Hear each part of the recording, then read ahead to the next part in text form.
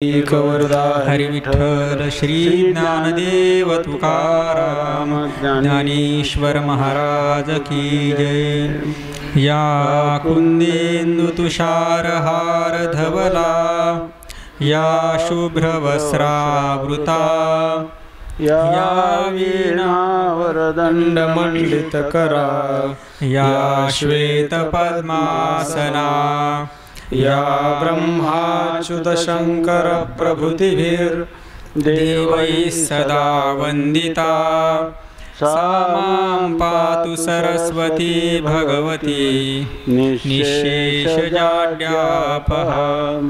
जयांचे केलिया स्मरण होय सकळ विद्यांचे अधिकरण तीची वंदू श्रीचरण श्री गुरूंचे जयांचे नियाठवे शब्दसृष्टी अंगवे सारस्वताघवे जिव्हेसिये वक्तृत्व गोडपणे अमृताते पारुखे म्हणे रस होती ओळगणे अक्षरासी भावाचे अवतरण अवतरविती निजखूण हाता चढे संपूर्ण तत्वबोध श्री गुरूंचे पाय जय हृदय सो निठाय तै वढे भाग्य होय उन्मेषासी ते नमस्कारुनी आता सच्चिदानंद रूपाय विश्वोत्पत्त्यादि हेतवे तापत्रय विनाशाय श्रीकृष्णाय वयं नुमः। यं प्रव्रजन्तमनुपेतमपेतकृत्यं द्वैपायनो विरहकातर आजुहाव पुत्रेति तन्मयतया तरवोऽभिनेदुस्तं सर्वभूतहृदयं मुनिमानतोऽस्मि। जन्माद्यस्य यतोऽन्वयादितरतश्चार्थेष्वभिज्ञस्वराट् तेने ब्रह्महृदायादिकवये मुह्यन्ति यत्सूरयः। तेजो वारिमृदां यथा विनिमयो यत्र त्रिसर्गो मृषा धाम्ना स्वेन सदा निरस्तकुहकं सत्यं परं धीमहि सत्यं परं धीमहि सत्यं परं धीमहि। श्वेतपद्मासना देवी श्वेतपुष्पोपशोभिता श्वेतांबरधरा नित्या श्वेतगन्धानुलेपना श्वेताक्षसूत्रहस्ता च श्वेतचन्दनचर्चिता श्वेतवीणाधरा शुभ्रा श्वेतालङ्कारभूषिता वंदिता सिद्धगन्धर्वैः रचिता सुरदानवैः पूजिता मुनिभिः सर्वैर्ऋषिभिस्तूयते सदा। स्तोत्रेणानेन तां देवीं जगद्धात्रीं सरस्वतीं ये स्तुवन्ति त्रिसन्ध्यायां सर्वा विद्या लभन्ति ते। वंशी विभूषितकरान्नवनीरदाभात् पीताम्बरादरुणबिम्बफलाधरोष्ठात् पूर्णेन्दुसुन्दरमुखादरविन्दनेत्रात् कृष्णात् परं किमपि तत्त्वमहं न जाने। श्रीगणेशाय नमः श्रीसरस्वत्यै नमः श्रीविठ्ठलाय नमः श्रीमातापितृभ्यां नमः श्रीगुरुभ्यो नमः। ॐ नमो भगवते वासुदेवाय। रामकृष्ण हरि रामकृष्ण हरि रामकृष्ण हरि। सुकुमार वेल्हाळ रूपे पै सुंदर तोची पै आगर नंदा घरी अवघ्या सुख दे तू अवघ्या विदटे अवघेची पेठे हरी नाम या परी आगरू कृष्ण नाम ठसा भूतला सरीसा भाग्य योगी बाप निवृत्ती राज उपदेशिती आम्हा ज्ञानदेवा महिमा नामे आला अवघ्या सुख दे तू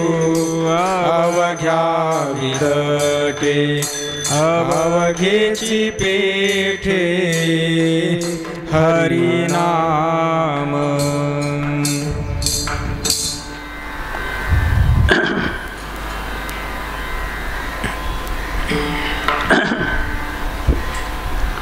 सुकुमार वेल्हाळ रूपे पै सुंदर तोच पै आगर नंदा घरी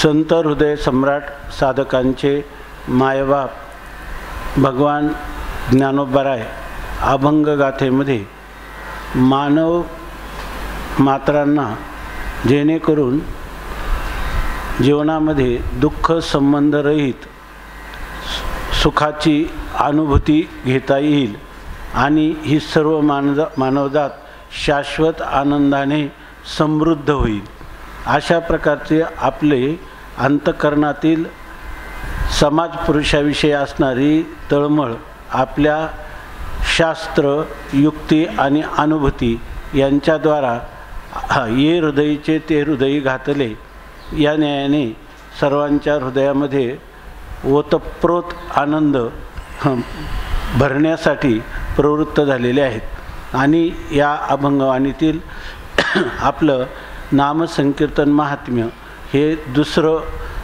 प्रकरण जे आहे त्या प्रकरणामध्ये ह्या नाममहात्म्याचं किंवा नामसंकीर्तन महात्म्याचं वर्णन करतात आणि ते करत असताना आपण ज्याचं ध्यान करतो ते आपल्या इष्टदैवताचं स्वरूप त्याचे गुण वर्णन करून आमच्या जीवनामध्ये आम्हाला हे जे आत्मज्ञानाचं ऐश्वर्य प्राप्त झालं किंवा आम्हाला जे ज्ञानोत्तर प्रेम लक्षणात्मक भक्तीचं दान आमच्या श्रीगुरूंनी दिलं त्या सर्व वैभवाचं मूलभूत कारण काय असेल तर ते आहे नामसंकीर्तन हे अलौकिक साधन आम्हाला परंपरेने मिळालं असे या अभंगामध्ये सांगतात. सुकुमार वेल्हाळ रूपे पै सुंदर तोची पै आगर नंदा घरी. सुकुमार म्हणजे अत्यंत मृदू नाजूक असं असणारं म्हणजे ज्याचं जे लीला विग्रह आहे आम्ही ज्याचं ध्यान करतो तो परमात्मा कसा आहे तो ध्येय परमात्मा सुकुमार आहे आणि वेल्हाळ आहे. वेल्हाळ म्हणजे अत्यंत रेखीव अशा स्वरूपाचं ज्याचे अवयव आहेत. आपल्याकडे एक फोटो आहे एका कलाकाराने काढलेला तर त्याने पांडुरंग परमात्म्याचा जो फोटो म्हणजे जे चित्र रेखाटलेलं आहे ते सर्व त्रिकोणात केलेले आहे. म्हणजे सर्व जो त्रिकोण काढले आणि त्याच्यातून आपण पाहायला गेलं की आपल्याला श्री पांडुरंगरायाचं दर्शन होतं.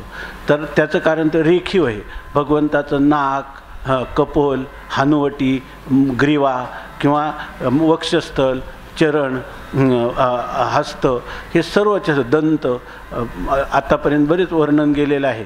निळ्या प्रकरणाच्या भगवंताच्या सगुण स्वरूपाच्या वर्णनामध्ये ज्ञानोबारायांनी आपल्या ध्येय कसं आहे ज्याचं आम्ही ध्यान करतो तो परमात्मा सुकुमार आहे आणि रेखीव आकृती असणार आहे आणि सुंदर सौंदर्याने परिपूर्ण असं ते रूप आहे. तर बाह्य जरी शरीराचं आपल्या भारतीय संस्कृतीमध्ये किंवा अध्यात्मविश्वामध्ये शरीराला विशेष मानलं जात नाही. बाह्य शरीर रेखीव असलं किंवा कुरूप असलं तरी सुद्धा त्याच्या खरं अंतरात्म्याचं वैभव हे त्याचं व्यक्तिमत्व, हे त्याच्या व्यक्तिमत्वाचा खरा विकास करत असतं किंवा विकासाचं प्रदर्शन करीत असतं. म्हणून तोची पै आगर नंदाघरी, तोच आगर आहे. आगर म्हणजे सद्गुणांचं आगर आहे. भगवंताचे गुण तुझ्या पार नाही गुणा मी माझी अल्पमती नारायणा भवतारकाजी सुजाना एक विज्ञापना पायापाशी. असं म्हणताना भगवान परमात्मा संपूर्ण अनंत गुणगण निधान आहे. अनंत गुणांचं तो भांडार आहे. आणि तोच ते भांडार कुठं उघडलेलं आहे तर नंदा घरी. जे काही नंद बाबा आहेत त्या नंदाच्या घरी हा परमात्मा कृष्ण रूपाने जो अवतरला आहे तोच परमात्मा सच्चिदानंद घन ब्रह्म आहे. म्हणजे सच्चिदानंद घन ब्रह्माचं जे ऐश्वर्य आहे ते ऐश्वर्य जसंच्या तसं नंदबाबाच्या घरात कृष्ण रूपाने नांदत आहे. म्हणून तोची पै आगर नंदा घरी. उलट निर्गुणापेक्षाही सगुणाविषयी प्रेम होण्याला कारण निर्विकार परमात्मा जो आहे तर त्या परमात्म्याचं आपल्याला ध्यान करणं कठीण आहे. आणि त्याच्यामध्ये ते सच्चिदानंद स्वरूप जे आहे ते साठवलेलं आहे, संचित केलेलं आहे. पण सगुण रूप जे आहे ते निर्गुण सच्चिदानंद स्वरूपाचं सगुण रूपाने जेव्हा प्राकट्य होतं तेव्हा तो घनानंद या ठिकाणी ओसंडून वाहत असतो. आणि सच्चिदानंद ब्रह्माचा घनानंद आनंद घन परमात्म्याचा जो आनंद बाहेर व्याप्त होतो त्याला सगुण स्वरूप असं म्हणतात. म्हणून म्हणतात की तोची पै आगर नंदा घरी. अवघ्या सुख देतो अवघ्या विदटे अवघेची पेठे हरिनाम. परमात्मा कसा आहे, जेव्हा परमात्मा गोकुळात अवतीर्ण झाला तेव्हा परमात्म्याने केवळ नंदबाबाला आणि केवळ यशोदा मैयालाच आनंद दिला असा नाही, तर त्या संपूर्ण गोकुळात असणाऱ्या गोपांना गोपींना इतकंच नाही तर त्या ठिकाणी असणाऱ्या ज्या वृक्ष वेली आहेत त्यांना संपूर्ण ह्या गोवंशाला वत्सांना गायींना सर्वांना आनंद दिला. इतकंच नाही तर त्याने कुब्जा दासीला सुद्धा आनंद दिला. कारण भगवंताचा उद्देश सर्व जग जे आहे ते सर्व विश्व हे केवळ आनंदाने परिप्लुत असावं. कारण हे तत्वता ही सर्वच्या सर्व प्राणीमात्र किंवा ही स्थावर जंगम सृष्टी हे माझं स्वरूप आहे असं परमात्म्याला निष्प्रतिबंध नित्य ज्ञान आहे. कारण भगवंत हा सर्वज्ञ असल्यामुळं अंतर्यामी असल्यामुळं परमात्म्याला सर्वांचं ज्ञान आहे. आणि ही सर्व माझीच रूपं असल्यामुळं माझं ममई वांशो जीवलोके जीवभूत सनातनः असा मनःषष्ठानी इंद्रियानी प्रकृतीस्थानी कर्षती असं जे परमात्म्याचं रूप आहे त्या परमात्म्याला ह्या जीवांना आनंद देण्यासाठीच परमात्मा अवताराला येतो. परमात्मा बरं हा सामान्य जीवांसाठी येतो एवढंच नाही तर सर्व जे त्याचे विरोधी आहेत त्या विरोधी भक्ती करणाऱ्यांना देखील परमात्मा आनंदच देत असतो. कोणाला मारून मुक्ती देतो तर कोणाला परमात्मा त्याचं रक्षण करून मुक्ती देतो. परित्राणाय साधूनाम विनाशायच दुष्कृताम.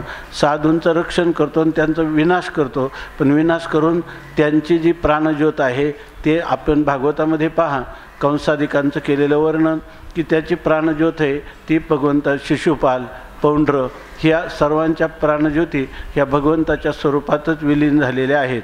म्हणून ते म्हणतात की अवघ्या सुख देतो. सर्वांनाच तो परमात्मा सुख प्रदान करतो आणि अवघ्या विदटे आणि तो सर्वांना विदटे म्हणजे अगदी प्रेमभराने आलिंगन देतो किंवा भेटतो. परमात्मा जो आहे तो सगळ्यांना भेटतो असं का म्हणतात तर सर्वांच्या हृदय देशी मी अमुका आहे आईशी बुद्धिस्फुरे जे अहर्निशी ते वस्तुगामी.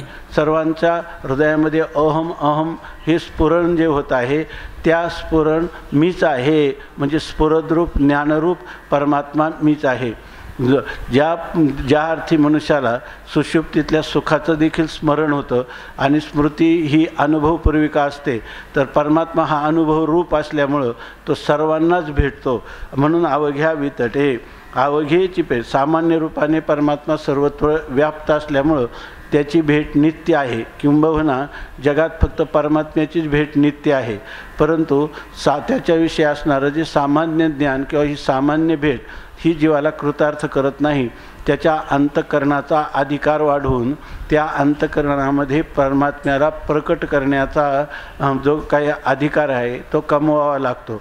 म्हणजे सामान्य परमात्मा विशेष भावाला येण्यासाठी लागणारं जे काही अंतःकरणाची एक योग्यता आहे ती योग्यता संपादन करावी लागते आणि ती संपादन केली की मग हा अनुभव येत असतो. परमात्मा हा अवघ्या सुख देतो, अवघ्या विदटे. अवघेची पेठे हरिनाम. आणि ते म्हणतात की जर आपण सर्व शास्त्रांचा विचार केला तर त्या विचारामध्ये आपल्याला असं दिसतं की जेव्हा ही भक्तीची बाजारपेठ आहे तर अवघाची पेठ हे हरिनाम. त्यामध्ये त्या बाजारात सर्वात प्रसिद्ध जर काय असेल भक्ती सिद्धांताच्या बाजारामध्ये तर हरिनाम. हे हरिनाम जे आहे त्याचं हरीचं नाव आहे. आपण म्हणतो त्याचं लौकिकात फार नाव आहे, जिल्हाभर त्याचं नाव आहे, म्हणजे प्रसिद्धी आहे. म्हणजे भक्तीच्या बाजारामध्ये नाम हे श्रीहरीचं नाम हे अत्यंत प्रसिद्ध आहे. किंवा श्रीहरी परमात्मा जो आहे तो परमात्मा सर्वांचा तारक आहे, ही गोष्ट प्रसिद्ध आहे असे सांगतात. या परी आगरू कृष्ण नाम ठसा ओतला सरिसा भाग्ययोगे. या परी आगरू, याप्रमाणे तो आगर आहे, गुणांचंही आगर आहे, सर्व सुखाचंही आगर आहे. जनाबाई म्हणतात, ज्ञानोबाराय असंच म्हणतात, सर्व सुखाचे आगर बाप रखुमा देवर, सर्व सुखाचे आगर म्हणे नरहरी सोनार, सर्व सुखाचे आगर जणी म्हणे शारंगधर. जसा तो गुणांचा या ठिकाणी सुखाचा आगर आहे तसा तो ज्ञानाचाही आगरच आहे, तसाच तो अमृतत्वाचाही आगरच आहे आणि सर्व गुणांचाही आगरच आहे. या परी आगरू कृष्ण नाम ठसा. परंतु त्या परमात्म्याची अभिव्यक्ती करायची असेल हृदयामध्ये काय करावं लागतं? कृष्ण नाम ठसा. आपल्या अंतःकरणात कृष्ण नामाचा शिक्कामोर्तब करावा लागतो. एकदा हा ठसा उमटला की तो काय कधी पुन्हा नष्ट होत नाही. म्हणून आपल्या अंतःकरणामध्ये अपातता नाही तर अंतःकरणाच्या गंभीर स्तरामध्ये श्रीहरी परमात्म्याचं नाम जे आहे तो नाम ठसा. तुकाराम महाराजांचा अभंग आहे की कंठी नाम शिक्का, कंठी नाम शिक्का असं सांगितलं. आपल्या कंठामध्ये हा नामाचा शिक्का असला पाहिजे. आणि ते इथं सांगतात कृष्ण नाम ठसा ओतीला सरसा. त्याबरोबर आपल्या अंतःकरणात कृष्ण नामाचा ओतीव ठसा पाहिजे. ओतीव मूर्ती म्हणजे जसं आपण एखाद्या मुशीमध्ये द्रव रूपाने एखादी मूर्ती घडवली तर त्या ठिकाणी त्या ती जरी वरचा असणारा आकार मूस गेली तरी तो जो ठसा उमटलेला आहे तो कायम राहतो. परंतु हा ठसा जो कृष्ण नामाचा आहे तर तो सुखरूप आहे, ज्ञानघन आहे, आनंदघन आहे. असा असूनही हा कृष्ण नामाचा ठसा प्राणीमात्रांच्या अंतःकरणामध्ये कायमचा उमटत नाही किंवा असे लोक फार विरळे असतात. याच्यासाठी ज्ञानोबाराय म्हणतात भाग्ययोगे. ज्यात बहुत सुकृताची जोडी म्हणून विठ्ठली आवडी. असं म्हणून जर आपण अनेक प्रकारची पुण्य एकत्र त्या पुण्यांचा समूह जरी आपण मिळवला जीवनामध्ये तरी ती पुण्य परमात्म्याचं प्रेम निर्माण करतील असं नाही किंवा त्याचा ठसा अंतःकरणामध्ये उमटून गेला असं होत नाही. कारण हा परमात्म्याचं त्यासाठी त्या जीवावर परमात्म्याचा अनुग्रह किंवा परमात्म्याची कृपा पाहिजे. म्हणून हा भाग्ययोगे असं म्हणतात.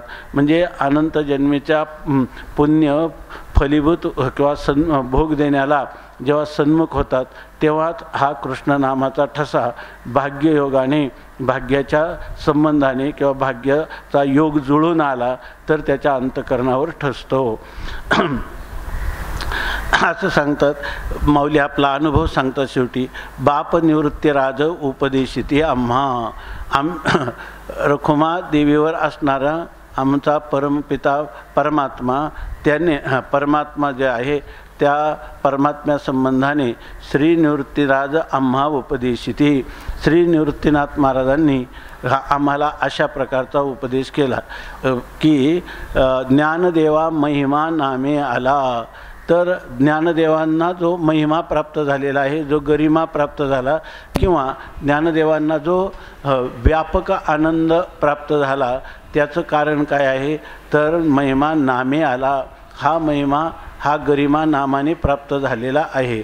किंवा या ठिकाणी दुसरा अर्थ याच्यामध्ये व्यंजनेने घ्यायचा की ज्ञान हेच देव आहे. ज्ञान हाच देव आहे, परंतु ज्ञानदेवाला खरा महिमा म्हणजे जरी एखाद्याला मी ब्रह्म आहे असं तत्त्वज्ञान झालं तरी त्या तत्त्वज्ञानाचा महिमा कशाने आहे, नामाने आहे. म्हणून जसा आपली संत जीवनामध्ये आपण जेव्हा इतिहास पाहतो तेव्हा ज्ञानोबाराय आणि नामदेवराय यांची जोडी आहे. म्हणजे ज्ञानदेवांच्या बरोबर नामदेव आहेत. उलट ज्ञानदेव नामदेवरायांना म्हणतात की तुझ्या चरणीचे, तुझ्या संगतीचे नित्य सुख घ्यावे, सार्थक करावे जन्माचे, संसाराचे, सार्थक करावे संसाराचे. आम्हाला ह्या जन्माचं सार्थक करायचं असेल तर या ठिकाणी नामदेवरायांची संगती पाहिजे. याचा अर्थ ज्ञान हे नामाची अपेक्षा करतं. म्हणून आणि नाम ज्ञानाची अपेक्षा करतं का? नामाला ज्ञानाची अपेक्षा नाही, पण नाम जे आहे ते नाम ज्ञानापर्यंत पोहोचवल्याशिवाय राहत नाही. ते अन्य साधन निरपेक्ष असं साधन आहे.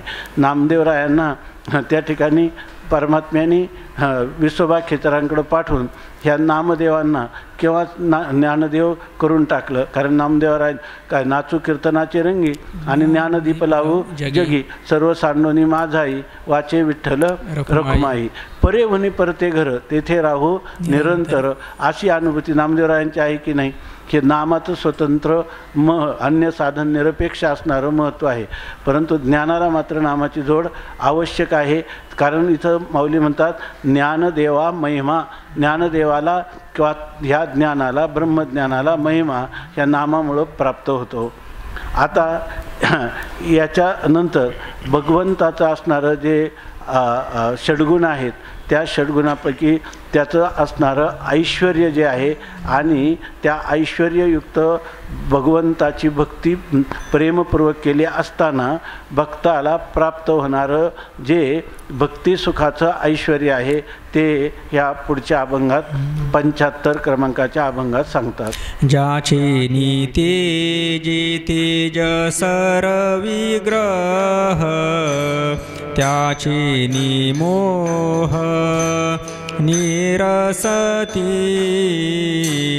ते नाम परिकर कृष्णाचे सुंदर वैकुंठीचे घर आम्ही केले. जपता नाम स्मरता पै हरि हरि प्रपंच बोहरी कृष्ण नामे निवृत्ती सांगे ज्ञाना कृष्णची नयना सर्वी सर्वत्र पान्हा कृष्ण रूपे ते नाम परिकर कृष्णाचे सुंदर वैकुंठीचे घर आम्ही केले. ज्याचेनी तेजस रविग्रह त्याचेनी मोह निरसती. आपण आपल्या आयुष्यात सारखी तुलना करत राहतो, हा तरतम भाव करत राहतो. हा पुरुष श्रेष्ठ आहे, हा श्रेष्ठतर आहे आणि हा श्रेष्ठतम आहे. परंतु हे सर्व अनात्म पदार्थामधलं वर्गीकरण आणि तुलना आहे. खरं तर जो अतुलनीय असा जो परमात्मा आहे की त्याच्यासारखा तोच आहे, त्याची कोणाची बरोबरी करता येत नाही असं त्या परमात्मा. जरी आता आपण ऐका, यश, कीर्ती, औदार्य, ज्ञान, वैराग्य, ऐश्वर्य हे 6ही गुणवर्य वस्ती जेथ म्हणून तो भगवंतो असं म्हणतो. परंतु या ठिकाणी एखादा साधा परीक्षेत पास झालेला मुलगा आपण म्हणतो यश संपादन केलं आणि त्याचं वर्णन करतो.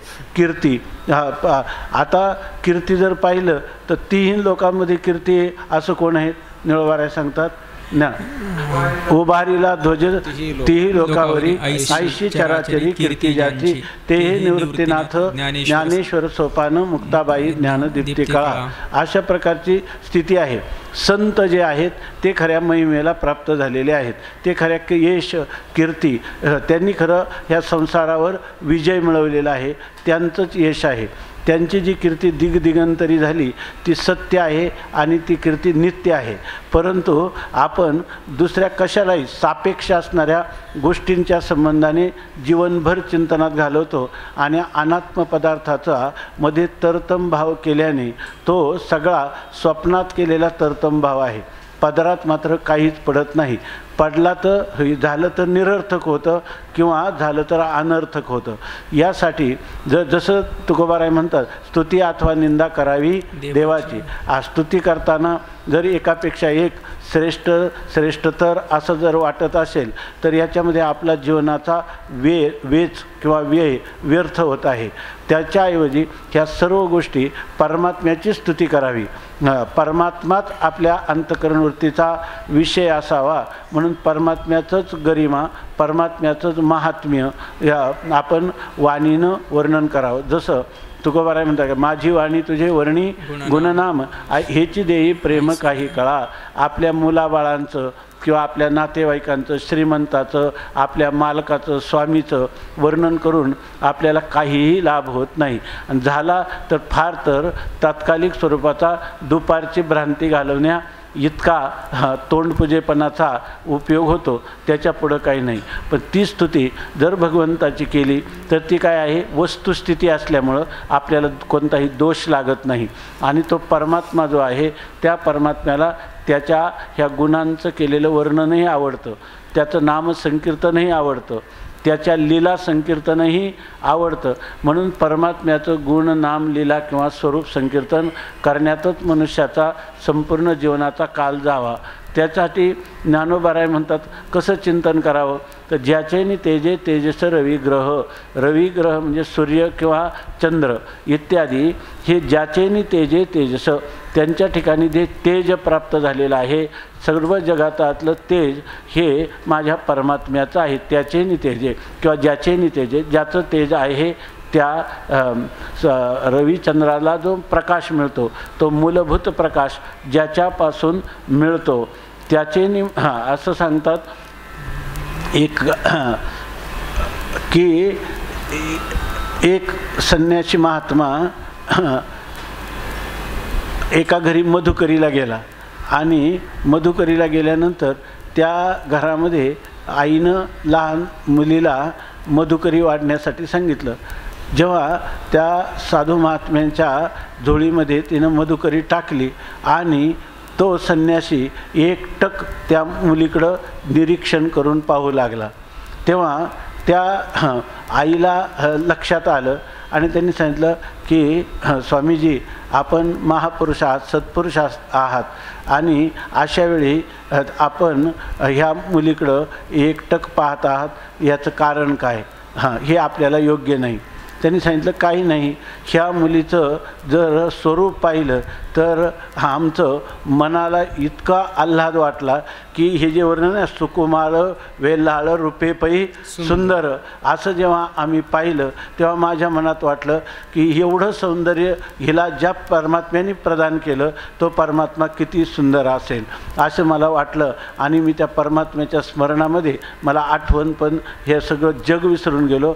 माझा मी सुद्धा स्वतःचं सुद्धा मला विस्मरण झालं. असा तो परमात्मा सुंदर आहे. म्हणून इथं सांगतात ज्याचेने तेजे तेजस रविग्रह त्या असे आहेत. आणि इथं परमात्मा सर्वांना तेज प्रदान करणार आहे आणि केवळ तेज प्रदान करतो. त्याला पाहून माणसाला आपातता होणारं मानवी सौंदर्य पाहून जसा एक आल्हाद वाटतो तसा फक्त आल्हाद वाटतो. आणि तो किती?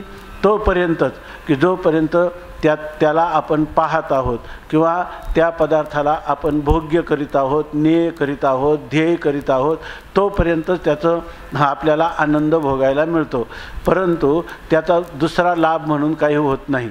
परंतु परमात्म्याच्या सौंदर्याचं, परमात्म्याच्या स्वरूपाचं जर आपण डोळे भरून त्याला पाहिलं तर त्याला फल आहे. ते फल कोणतं आहे की त्या परमात्म्याच्या तेजाचं, त्याच्या दैदिप्यमानतेचं, त्याच्या कांतीचं जर आपण सुंदर सावळ्या कांतीचं तेज जर त्या तेजाचं आपण चिंतन केलं तर त्याचेनी मोह निरसती. आपला त्या पदार्थांविषयी असणारा जो मोह आहे, अंतकरणामध्ये असणारी आपल्या मोह शब्दाचा लौकिक भाषेमध्ये एखाद्या पदार्थाविषयी असणारी आसक्ती किंवा आपल्याला स्वतःला निरोध न करता येणारं आकर्षण, त्याला मोह असं म्हणतात. याला पैशाविषयी मोह आहे असं लोक म्हणतात, याला कीर्तीविषयी मोह आहे. परंतु हे सगळं आणि ह्या मोहाचे विषय साधारणपणे रामकृष्ण परमहंस देव सांगतात, तीन ककार हे जीवाला अधोगतीला नेणारे आहेत. कामिनी, कांचन आणि कीर्ती. ह्याचा मोह, ह्या मोहाने मनुष्याचं संपूर्ण जीवन हे पूर्णपणे व्यर्थ जात असतं. कामिनी, कांचन आणि कीर्ती. स्वामी विवेकानंद म्हणतात की माझ्या जीवनामध्ये ब्रह्मचर्याचं महत्त्व बालपणातच हृदयामध्ये कायमचं ठसल्यामुळं आणि तसा दृढ निश्चय झाल्यामुळं मला कामिनी आणि कांचन याविषयी मला कधीही प्रतिबंधाला सामोरं जावं लागलं नाही. परंतु कीर्ती नावाचा जो प्रकार आहे तो माझ्या मस्तिष्कामधून लवकर दूर झाला नाही. तसं या ठिकाणी तर हे जर भगवंताचं जे स्वरूप आहे त्या स्वरूपाचं त्यात जर चिंतन केलं की हा सगळ्या सौंदर्याची, माधुर्याची खाण असणारा केवळ एकमेव अद्वितीय परमात्माच आहे. आणि इतर ठिकाणी हे जे सौंदर्य माधुर्य दिसतं ते त्या परमात्म्याचा एक अंशाची झलक आहे आणि तीसुद्धा त्या परमात्म्याच्या कृपेने त्याला मिळालेली आहे. त्याचं ते स्वतःचं कोणतंही कर्तृत्व विशेष आहे असा त्याचा भाग नाही. ह्या विचाराने लाभ काय होतो? त्याचेनी मोह निरसते. त्यामुळं उलट इतर जे मोह आहेत म्हणजे त्याच्याविषयी असणारी आसक्ती, आकर्षण त्याचा निराश होतो असा एक अर्थ आहे. शास्त्रीय परिभाषेत मोह वैचित्य यानुरूप विपरीत भावना किंवा विपरीत ज्ञान असा मोह शब्दाचा अर्थ आहे. तर आपल्याला परमात्म्याच्या अतिरिक्त अनात्म पदार्थाची होणारी जी विपरीत ज्ञान आहे आणि पुन्हा त्यांच्यामध्ये सुखत्व बुद्धी आहे, ह्या सुखत्व बुद्धीचा पूर्णपणे निराश होतो. हे विषय आपल्याला अगोदर सकाळी सांगितल्याप्रमाणे विषय विषयाचा पडीपाडू गोड परमार्थ लागे कडू, कडू विषय तो गोडू जीवाशी झाला. ही जी सर्वसामान्य जीवाला जीवनभर अशा प्रकारचा परमार्थाची आवड नाही आणि विषयाची आवड आहे असं जे मोहात्मक विपरीत भावनेनं दररोज आयुष्याचा क्षय होत आहे आणि शेवटी त्याला अनर्थ किंवा नरकपाताला सामोरं जावं लागतं. तो कोणताही प्रकारचे विघ्न या ठिकाणी त्याच्यावर येत नाही, कारण त्या मोहाचा निराश होतो. म्हणून म्हणतात त्याचेनी मोह निरसती, उलट मोहाचा निराश होतो असं सांगतात. की मीराबाईच्या चरित्रामध्ये मीराबाई ही एका राजाची विधवा सून आहे, सर्व राज ऐश्वर्य आहे आणि अशा वेळेला मीराबाई ही मीरा के प्रभू गिरीधरनागर श्रीकृष्ण परमात्म्याला पती समजून तिचं संपूर्ण जीवन हे श्रीकृष्णांच्या सेवेमध्ये, आराधनेमध्ये मीराबाईंचं गेलेलं आहे.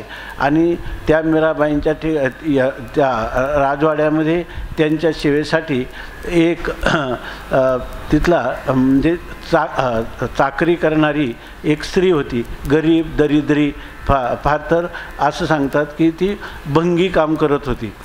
एक दिवस तिच्याबरोबर तिचा एक मुलगा जो 15-16 वर्षाचा मुलगा तो म्हटला की मला तुझ्याबरोबर यायचं. आला आणि मीराबाईंना त्यांनी पाहिलं. तेव्हा मीराबाईंना पाहिल्यानंतर त्याला असं वाटलं की ही आपली पत्नी असावी आणि त्यांनी इतका हट्ट घेतला की मला ही मीराबाई पत्नी मिळावी. घरी गेल्यावर त्या मुलाने अन्नवर्ज्य केलं संपूर्ण. त्याला कुठलंही बाह्य भान राहायचं नाही. त्याला सारखा मीराबाईंचा वेध लागला. तेव्हा शेवटी त्याने अन्नवर्ज्य केल्यावर ती बाई तिने अन्नवर्ज्य केलं. ती अत्यंत क्रुश झाली. तिचा चेहरा म्लान दिसू लागला. ती काम करत होती पण काम करताना तिचं सगळं चित्त हे चिंताक्रांत झालेलं मीराबाईंना लक्षात आलं. त्यांनी विचारलं तुला काय प्रतिबंध आहे, तुला कोणत्या प्रकारचं दुःख आहे, तू सांग, मी तुला यथाशक्ती मदत करील. तिने सांगितलं जर तुम्हाला सांगितलं तर माझ्यासहित माझ्या मुलाला प्राणाला मुकावं लागेल, त्यामुळं मी सांगत नाही. त्यांनी सांगितलं तुला अभय दिलेलं आहे, तू सांग. तेव्हा तिनं ते हा प्रकार सांगितला. तर त्यांनी सांगितलं काय हरकत नाही, तुझा जो मुलगा आहे त्या मुलाला तू माझ्याकडं उद्या घेऊन ये. मुलाला घेऊन आली आणि मीराबाईंनी त्याला विचारलं का रे बाळ तुला काय पाहिजे. ते म्हणे मला पत्नी म्हणून तुमचा अंगीकार करावा एवढी उत्कट इच्छा निर्माण झाली. त्याच्या व्यतिरिक्त मला दुसरं काही सुचत नाही. हे तुम्ही जर पत्नी रूपाने माझ्या जीवनात आला नाही तर माझे प्राणसुद्धा या शरीरात राहणार नाही. त्यांनी सांगितलं काहीच हरकत नाही. मीराबाईंनी सांगितलं पण मी एक राजाची सून आहे, राजवैभव आहे, तर माझं अंगीकार करायचा म्हटल्यावर माझ्या मनासारखं राहावं लागेल. त्यांनी सांगितलं मला ही गोष्ट मान्य आहे पण मी तुला आधी काही सांगते त्याप्रमाणे कर. आणि मग त्यानं त्या परमात्म्याची जशी पूजा करत होते तर त्यांना सांगितलं पहिला मंत्र पाठ कर. वंशी विभूषित करान्नवनीरदाभात पितांबरा धरुण बिंब फलाधरोष्टात काय पूर्णेंदु सुंदर मुखादरविंद नेत्रात कृष्णात परम किमपि तत्वमहं न जाने. तत्व म्हणजे तथ्य, सत्य. कृष्ण परमात्म्याशिवाय दुसरं कोणतंच नाही. आणि तिनं त्याला शांत बसून त्या मूर्तीचं ध्यान कसं करायचं हे सांगितलं. आणि ते ध्यान करत असताना मग त्यांनी सांगितलं मी हे सर्व करील आणि हे सर्व ध्यान तुला कमीत कमी 1.25 महिन्याचा अनुष्ठान करायला पाहिजे. तोपर्यंत तू मला विसरशील की नाही. आणि हे जर तू एकाग्रचित्ताने केलं तर नंतर 1.25 महिन्याच्या कालानंतर मग तुझ्याशी मी विवाहबद्ध होईल असं सांगितलं. आणि जेव्हा त्या मुलांनी ते मान्य केलं आणि तो एका आसनामध्ये बसून दोन्ही डोळे झाकून सारखा चिंतन करू लागला आणि मुखाने वंशी विभूषित करान्नवनीरदाभात हे सारखं म्हणू लागला. आणि असं करता करता त्या भगवान श्रीकृष्ण परमात्म्याचा त्याला साक्षात्कार झाला. आणि त्याला आता असं झालं की कृष्णात परम किमपि तत्वम अहं न जाने. जगातलं हे जे विषय सुख आहे ते सर्व केवळ दुःख आहे. हे सुखाचा आभास आहे. ते सुख पाहता जवा पाडे दुःख पर्वता एवढे. याच्यापेक्षा मूळ सुखाचा कंद, आनंदाचा कंद असणारा परमात्मा तो जर मला भेटत आहे, तो जर माझ्या हृदयात नित्य नांदत आहे तर दुसऱ्या अध्यायामध्ये ओव्या आहेत का 5व्या अध्यायामध्ये ज्ञानेश्वरीच्या जो अमृता ते ठेवी तो कांजी केवी सेवी तैसा स्वसुखानुभवी न भोगी वृद्धी.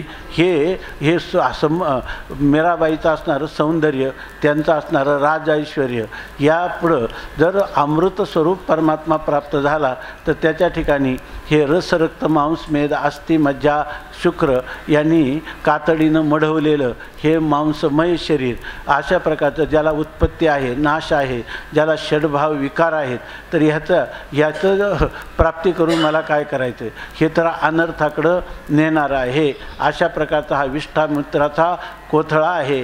म्हणून ह्या शरीराला स्थूल शरीर म्हणजे काय, शरीर दुःखाचे कोठार, शरीर रोगाचे भांडार, शरीर दुर्गंधीची थार, नाही अपवित्र शरीर आयशे, असं हे शरीर आहे. तेव्हा रक्त रेत दुर्गंधी जंतू नरकमुताने भरली रे, असं जर हे शरीर असेल तर कानोबा तुझी घोंगडी चांगली, आम्हाशी का दिली वांगली रे, असा विचार, असा निश्चय, असा अनुभव त्याला आलं. आणि त्यांनी सांगितलं हे माते, तू मला मला ज्या श्रीकृष्ण परमात्म्याचं ध्यान करायला लागलं तो संपूर्ण जगतामध्ये सौंदर्याचं परम निधान परम भांडार आहे. आणि केवळ सौंदर्य माधुर्य वेल्हाळ सुकुमारताच त्याच्या ठिकाणी नाही तर तो अनंत गुणांचा निधानही आहे. एवढंच नाही तर तो भक्तासाठी भक्तवत्सल आहे. आणि तो परमात्मा रात्रंदिवस काय खेळे ज्याच्या हृदय कमळी सतत कृष्णमूर्ती सावळी खेळे ज्याच्या हृदय कमळी शांती क्षमा तया जवळी जीवे भावे अनुसरल्या. असं महान फल देणारा परमात्मा तोच आता मला रात्रंदिवस सर्वत्र त्या परमात्म्याचीच प्रतीती येत आहे. आता तुझ्या ह्या असणाऱ्या मानवी शरीराचा ज्याला मी भोग्य समजत होतो ती भ्रांती माझी पूर्णपणे नष्ट झालेली आहे.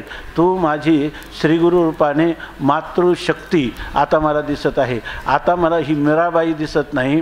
मीराबाईच्या रूपाने काय आहे मीराबाई म्हणजे या देवी सर्वभूतेषु मातृरूपेण संस्थिता नमस्तस्यै नमस्तस्यै नमस्तस्यै नमो नमः.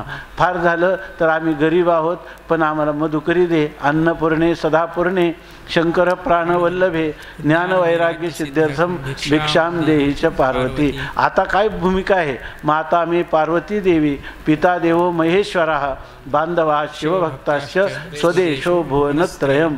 आता सर्वत्र मला त्या परमात्म्याचीच प्रतीती येत आहे.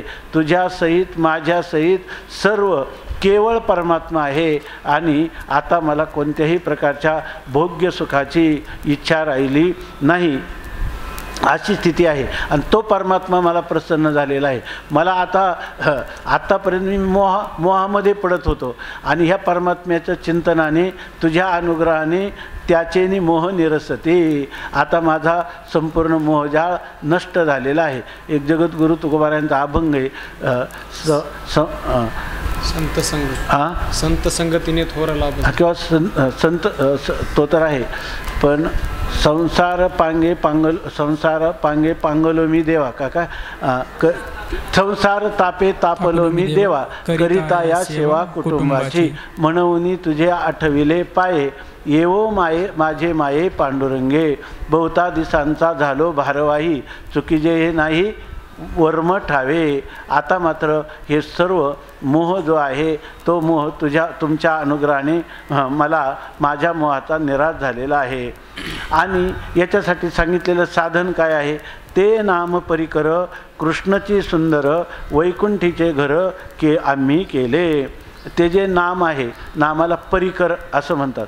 परिकर म्हणजे परिताह करोती म्हणजे जीवाचं सर्वांगाने जो कल्याण किंवा मंगल करतो असा मंगलमय असणारा परमात्मा आहे तो कृष्ण. परिकर आपलं असं परमात्म्याचं नाम आहे. ते नाम परिकर त्या भगवंताचं जे नाम आहे ते जीवनाचं जीवाच्या सर्वतोपरी सर्वच पैलूमधून त्याचं सर्वांगाने त्याचं संरक्षण करणारं आहे. आणि ते अत्यंत सुंदर आहे. गोड तुझे नाम विठोबा आवडते मज दुजे विचारिता मना येतसे लाज. अशा प्रकारची जीवाची स्थिती होऊन जाते. जर भगवंताचा नामधारक आहे तो या बोधाला या अनुभवाला प्राप्त होतो. आणि तो तृप्तीचा ढेकर काय देतो. आत्तापर्यंत आम्ही ह्या मृत्यूलोकामध्ये दुःख भोगत होतो पण ह्या नामसाधनेनं वैकुंठीचे घर आम्ही केले. आम्ही वैकुंठामध्ये घर केलं म्हणजे आम्ही वैकुंठ सदनाला प्राप्त झालो. किंवा आपण ह्या वैकुंठ शब्दाचा अर्थ केला विष्णू सहस्रनामामध्ये एक मोक्ष म्हणजे वैकुंठ एक परमात्म्याचं स्वरूप तेही वैकुंठ आहे आणि लोकविशेष वैकुंठ आहे. आता त्या भक्ताची जशी इच्छा असेल त्याप्रमाणे त्याला त्या प्रकारचं वैकुंठ म्हणजे सलोकता समीपता किंवा सायुज्यता सार्ष्टी आणि सलोकता समीपता सायुज्यता सार्ष्टी आणि काय राहिली सरूपता ह्या पाचवी मुक्ती त्याला प्राप्त होतात. आणि 6वा निर्विशेष मोक्षही त्याला प्राप्त होतो. त्या माझ्या सायुज्याची चाड तरी ते चिपरवी कोड सेवा म्हणती तरी आड प्रेम सुये ही स्थिती त्याला प्राप्त होते. म्हणून सांगतात आम्ही आता वैकुंठातच घर केलेलं आहे. जपता नाम स्मरता, इथं वैकुंठाचं घर आम्ही केलं म्हणजे ज्याच्या अंतःकरणामध्ये परमात्मा हृदयामध्ये परमात्म्याच्या मूर्तीचा ठसा उमटलेला आहे, तर त्याचं अंतःकरण हेच वैकुंठ आहे. कारण त्या ठिकाणी अशी अंतःकरणाची प्रेममयी इष्टाविषयी जेव्हा इष्टाकार वृत्ती होते त्याच वेळेला त्याच्या जन्ममरण परंपरा निश्चित खंडित होते. म्हणून ते परमात्मा उलट काय आहे, राहे धरोनिया थारा. परमात्मा जो आहे तो स्वतःच होऊन त्याच्या हृदयात स्थिर होतो, तो बाहेर जात नाही. म्हणून सांगतात की आम्ही वैकुंठामध्ये घर केलं. जयाचे चोखटे मानसी, मी होनी असे क्षेत्र संन्यासी, जया निजे लियाते उपाशी, वैराग्य गा, अशी त्याची स्थिती होणं यालाच म्हणतात वैकुंठात घर करणं. आता जपता नाम स्मरता पय हरिहरी, प्रपंच बोहरी कृष्ण नामे. या ठिकाणी फार बारकावे साधक जीवनात ज्याला खरी साधना जो करत आहे किंवा साधना करण्यात प्रवृत्त झालेला आहे, ज्याने परमार्थाच्या साधनेसाठी आपलं जीवन सर्वस्व पूर्णपणे भगवंताच्या चरणकमली समर्पण केलेलं आहे किंवा आपल्या जीवनाचं नाव काय ठेवलेलं आहे, केवळ परमात्म्याची सेवा, केवळ परमार्थ साधना. तर त्या पुरुषाला ह्या करणाऱ्या अडचणी येत असतात, प्रतिबंध कळतात. प्रतिबंध निवृत्तीसाठी त्याच्या अंतःकरणामध्ये सारखं त्याला टोचणी किंवा बोचणी लागते. ज्याला करायचंच नाही त्याला नाही, ज्याला साधन करायला सुरुवात झाल्यावर कळतात की प्रतिबंध काय येतात, तोपर्यंत कळत नाही. तर ते म्हणतात जपता नाम स्मरता पय हरिहरी. माणसं म्हणतात आम्ही तर सारखा जप करतो परंतु आम्हाला शांती काही लाभत नाही. तर त्याचं मार्मिक रहस्य आहे. ज्ञानोबा सांगतात जपता नाम जपत असला तरी स्मरता पय हरिहरी.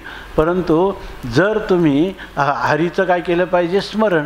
कारण मुखाने जरी मनुष्य, आपण बघा सकाळी काही लोकांचा स्नानापासून नित्यनेम असतो, माझे चित्त तुझे पायी राहायचे करी काही, धरोनी आबाही भव हातारी दातारा. त्याच्या चालू आहे अगदी, पण अर्थाकार वृत्ती किती होते, जपतो पण स्मरण करत नाही, त्याच्या अर्थाकार वृत्ती करत नाही आणि त्यामुळे त्याचं फलसुद्धा तितकं तेजस्वी रूपाने त्याला अनुभवाला पण येत नाही.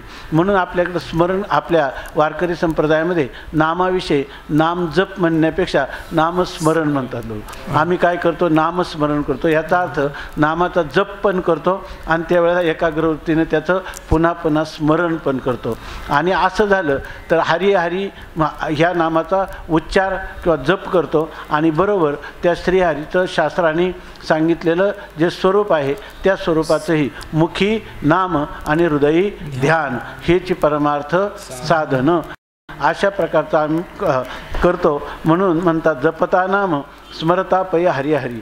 किंवा याचा दुसरा अर्थ हरिहरी हे दोनदा अभ्यासांगाने आलेलं आहे, पुनरावृत्ती झालेली आहे.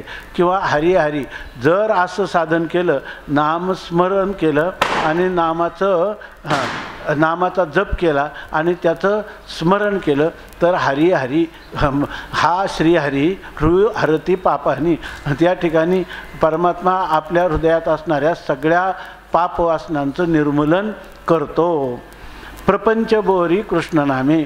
आणि ह्या कृष्णनामाने हा जो प्रपंच आहे या ठिकाणी हे आपल्याला पंचमहाभूतांचं बनलेलं हे जे संपूर्ण ब्रह्मांड आहे त्या ब्रह्मांडाचा नाश होतो. आता प्रपंचाची बोहरी होते म्हणजे काय, प्रपंचाचा नाश होतो म्हणजे काय, प्रपंच दिसत असताना प्रपंचाचं स्वरूप कळतं. फलकट तो संसार आणि येथं सारं भगवंत. परमात्मा प्रपंचाविषयी मिथ्यात्व कळणं, अनित्यत्व कळणं, दोषदर्शन कळणं, प्रपंचाचं पारतंत्र्य कळणं यालाच म्हणायचं प्रपंचाची बोहरी.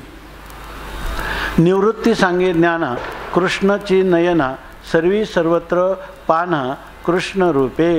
आता हे सुद्धा निवृत्तीनाथ महाराज ज्ञानोबरायांना जे काही सांगितलं, गहिनी प्रसादे निवृत्ती दातार ज्ञानदेवा सार चोजविले, तर जे ज्ञानोबरायांना ह्या परमार्थ साधनेचं सार सर्वस्व जे सांगितलं गेलं निवृत्तीनाथ महाराजांच्या द्वारा, त्याविषयी सांगतात. निवृत्ती सांगे.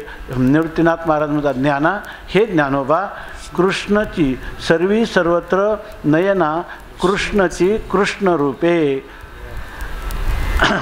अशा प्रकाराने जो पुरुष नाम साधन करतो त्याला हे ज्ञानोबराय त्याच्या नयना, त्याच्या डोळ्याला कृष्णची, कृष्ण दिसतो. पण कुठं दिसतो कृष्ण?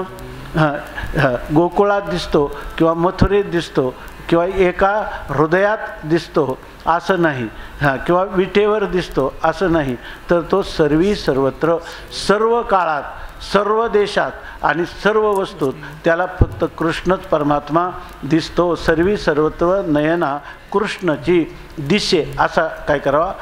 अध्यार करावा. सर्वत्र कृष्णच परमात्मा दिसू लागतो आणि त्यामुळे त्याला काय होतं? कृष्ण रूपे पान्हा. त्या कृष्णाच्या स्वरूपाच्या चिंतनात कृष्ण परमात्म्याविषयी ज्याला सर्वत्र परमात्म्याचं दर्शन होतं किंवा सर्वत्र परमात्मा दर्शनाचा जो प्रारंभी अवस्थेत अत्यंत आग्रहपूर्वक विश्वासपूर्वक जो निरंतर नित्य सत्कार आदरपूर्वक जो अभ्यास करतो त्याला कृष्णरूपे पान्हा फुटे.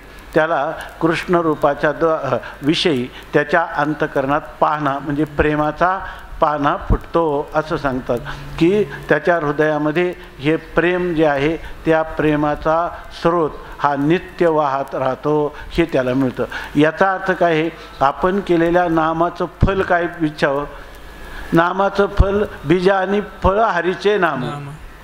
या ठिकाणी दहन होती सकळ कर्म. जर तुम्हाला सर्व कर्मांचं कर्म दग्ध करायचे असेल तर परमात्म्याचं नाम हे परमात्म्याच्या नामासाठीच घ्यायचं. तुकोबारायांची भूमिका तरी इतकी उच्च कोटीची आहे. केवळ शास्त्राचा आलोडन करून हा शास्त्राचा तात्पर्यभूत अभिप्रेत अर्थसुद्धा जीवनभर लक्षात येणार नाही, पण ज्ञानोबरायांनी तो आपल्याला अशा प्रकाराने प्रगट केलेला आहे की त्याला प्रेम पान्हा फुटतो. आणि तुकोबारायांनी तर सांगितलं की असं हा काहीच घेत नाही, काहीच घेत नाही. मग भगवान काय करतो? त्याला सर्वस्वच आपलं देतो. आणि भगवंताचं सर्वस्व काय आहे? प्रेम. भगवान हा प्रेममूर्ती आहे, तर त्याला तो प्रेम पान्हा कृष्ण परमात्म्याविषयी प्रेम उत्पन्न होतं, अनिर्वचनीय प्रेम उत्पन्न होतं. ही त्याला दिलेली भगवंतानी दिलेली देणगी आहे किंवा ही त्याला दिलेलं दान आहे. तुकाराम महाराजांना भगवंतानी किती प्रयत्न केले. तुकोबारायांनी जितकं तुकोबारायांना काही देण्याचा प्रयत्न करतात तितकं तुकाराम महाराज भगवंताला पुन्हा पुन्हा विनवणी करतात. मागत तर नाहीच नाही, पण आम्हाला ही बुद्धी देऊ नको मागण्याची, हेच आमचं मागणं आहे.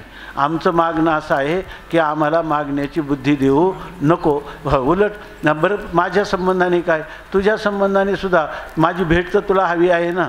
तर तुकोबाराय म्हणतात, करावे चिंतन तेची बरवे न भेटून बरवा अंगी राहे भाव तंग तोची दावा जाना दे. मला तुझी भेट देखील तुझी भेट व्हावी हे देखील इच्छा नाही किंवा हे मागणं मी मागत नाही. काय करावे चिंतन. माझं म्हणणं काय आहे? अखंड माझ्याकडून चिंतन घडावं. त्या तुका म्हणे देवा चिंतन हे तुझी सेवा. तुझी भेट महत्त्वाची नाही, तुझं चिंतन महत्त्वाचं आहे. आणि इतकंच काय तर काही तुझ्या संयोगात जेवढं काही तुझं चिंतन घडतं त्यापेक्षा तुझी भेट न झाल्यामुळं विराहाने व्याकुळ होऊन अंतःकरणात तुझं जे एकाग्रतेने चिंतन घडतं त्याच्यामध्ये अधिक आनंद आहे. त्या गोपीला भगवान परमात्म्याची संगती होती, तर तिला गर्व झाला की परमात्म्याने मला खांद्यावर घेतलं. परमात्म्याने जेव्हा एकदम लुप्त झाले तेव्हा काय म्हणायला लागली? काय मोकली लेवनी सावधानी वेढिले. काय कान यारे जगजेठी देई भेटी एक वेळ. भेट होती तेव्हा अहंकार झाला, हा सर्व विश्वाचा स्वामी आणि हा मला खांद्यावर घेतो. तो परमात्मा विषयासक्त आहे. एक प्रकारचं मानवी धारणा तिच्या जीवनात केली गेली. पण जेव्हा भगवान एका क्षणात त्या ठिकाणी अदृश्य झाले तेव्हा काय म्हणायला लागली? काय मोकलिले वनी कारे मोकलिले वनी काय मोकलिले वनी सावधानी वेढी येले येथवरी होता संग आणि अंगे अंग लपविले तुका म्हणे पाहिले मागे एवढ्या वेगे अंतरला. तोपर्यंत ती बहिर्मुख झाली होती, परमात्म्यालाही विषयासक्त बहिर्मुख समजत होती. पण आता ती काय समजायला लागली, मी मागे पाहिले, मी या ठिकाणी मागे पाहिले म्हणजे या ठिकाणी परमात्मा जो आहे तो परमात्मा विषयासक्त आहे किंवा त्या परमात्म्याचं बाह्य सौंदर्याला मी भुलून गेले आणि मी त्या परमात्म्याला स्थूल रूपात आपाततः त्याचं वास्तव दर्शन मला झालं नव्हतं आणि हे भगवंताला आवडलं नाही म्हणून एवढ्या वेगे अंतरला. पण असं म्हणताना काय करते ती, काय मोकलिले वनी असं म्हणून तिला त्या दुःखांचं कारण परमात्म्याचा वियोगच आहे म्हणून ती चिंतन कोणत्या रीतीनं करते, परमात्म्याचं चिंतन करते. कशा रीतीनं, ज्या परमात्म्याच्या वियोगही ध्यान संयोगाचे, वियोगामध्ये सुद्धा संयोगाचं ध्यान करता येतं किंवा होत असतं, परंतु संयोगामध्ये घडणारं ध्यान किंवा चिंतन त्याच्यापेक्षा वियोगामध्ये चिंतन अधिक घडतं अशी स्थिती आहे. म्हणून या ठिकाणी माऊली सांगतात, निवृत्ती सांगे ज्ञाना कृष्णाची नयन सर्वी सर्वत्र नयना कृष्णाची. सर्वत्र जर आपल्या डोळ्यांना कृष्णच दिसत असेल, कृष्णांजने एक वेळा डोळा घालिता आढळ तिमिर दुःख गेले फिटले भ्रांतीचे पडळ. श्री गुरु निवृत्ती राये मार्ग दाविला सोज्वळ बाप रखुमा देवरू विठ्ठलू दिनाचा दयाळ. अशा प्रकारची अनुभूती कधी येते तर निवृत्तीनाथ महाराजांनी जेव्हा हे ज्ञानांजन असं डोळ्यात घातलं तेव्हा. तेच सांगतात, निवृत्तीना सांगे ज्ञाना कृष्णाची नयना सर्वी सर्वत्र पाना कृष्ण रूपे. त्याला सर्वत्र कृष्ण रूपाविषयी प्रेम निर्माण होतं आणि त्या प्रेमाला कोणत्याही प्रकारच्या देशाची कालाची किंवा वस्तूची मर्यादा राहत नाही. तो भक्त म्हणतो, तो असं सुद्धा म्हणत नाही मला चांगल्या योनीमध्ये घाल, कोण मना येईल तो जन्म देई, भलते खुळी भलते ठाई ते मी साकडे घालीत नाही, परी हृदय वनी तो न जावे. तू फक्त माझ्या हृदयातून जाऊ नको अशी फक्त भक्ताची एकमेव प्रार्थना किंवा हीच त्याची मनीषा असते. आता या ठिकाणी आपण जर जीवनमुक्ती विवेक किंवा योगवासिष्ठ असे काही ग्रंथांमध्ये असं सांगितलेलं आहे की तत्त्वज्ञान झालं. तत्त्वज्ञान कशाने होईल तर श्रवण मनन निधी ध्यासन या साधनांनी त्याला आत्मावारे द्रष्टव्या श्रोतव्या मंतव्या निधिध्यासितव्या. जर त्या आत्म्याचं श्रवण मनन निधिध्यासन केलं तर त्या आत्म्याचा साक्षात्कार होईल, आत्मदर्शन होईल. आणि आत्मदर्शन झाल्यानंतर उर्वरित जे जीवन आहे त्या पुरुषाला जीवनमुक्त असं म्हणतात. तेव्हा हे जीवनमुक्ती प्राप्त झाल्यानंतरही त्याला काही करणीय तत्त्वज्ञानाच्या दृष्टीनं काही त्याला कर्तव्य म्हणून राहत नाही. कर्तव्याभावरूप मोक्षाला तो येची देही याची डोळा प्राप्त झालेला असतो अशी स्थिती आहे. तर अशा पुरुषांनी पुढेही त्याला जरी आवरणभंग झाला तरी विक्षेप मात्र राहतो, परंतु तो विक्षेप जरी राहिला तो कुठपर्यंत राहतो, फक्त हे शरीर पडेपर्यंत राहतो. शरीर पडलं का त्याचं प्राण ते लोकांतराला जात नाही. न तस्य प्राणः उत्क्रामन्ति यह एव समविलीयन्ते. ते याच ठिकाणी परमात्म स्वरूपात ब्रह्मस्वरूपात लीन होऊन जातात आणि आता हा त्याचा शेवटचा जन्म असतो. पण मध्ये जे ज्ञानोत्तर देहांतापर्यंत का आमरणांत त्याचं जे जीवन आहे त्या जीवनाचं काहीतरी सुचारू रूपाने त्यांचे जीवन जगावं म्हणून याच्यासाठी त्याला म्हणून आपण थोडं चिंतन केलेलं आहे अगोदर की त्याचा मनोनाश आणि वासना क्षयपूर्वक जर ती जीवनमुक्ती तो जगला म्हणजे त्याने जर उन्मनी अवस्थेत किंवा तुरीय अवस्थेत जर आपल्या अंतःकरण वृत्ती कायमची अधिष्ठानामध्ये लीन करण्याचा अभ्यास केला तर त्याला जीवनमुक्तीचं सुख देखील लागवत असतं. आता त्या ठिकाणी मनाचा नाश करायचा म्हणजे संकल्प विकल्प गेले पाहिजे, मनोनाश. वासनाक्षय करायचा म्हणजे अनंत जन्माचे संस्कार जे आहेत ते पूर्णपणे निवृत्त झाले पाहिजे. त्याच्यासाठी काय करावं असं प्रश्न जेव्हा येतो तेव्हा एक तत्त्वज्ञानातलं उत्तर आहे, त्यांनी तच्चिंतनम तत्कथनम, कायम आत्मचिंतन करावं. आत्मचिंतन केलं म्हणजे वृत्ती आत्माकार राहील, अनात्माकार होणार नाही आणि त्यामुळं त्याला दुःख संबंधरहित सुखाचा भोग होत राहील. असं ज्ञानलक्षणात्मिका भक्ती हे त्याचं साधन सांगितलं.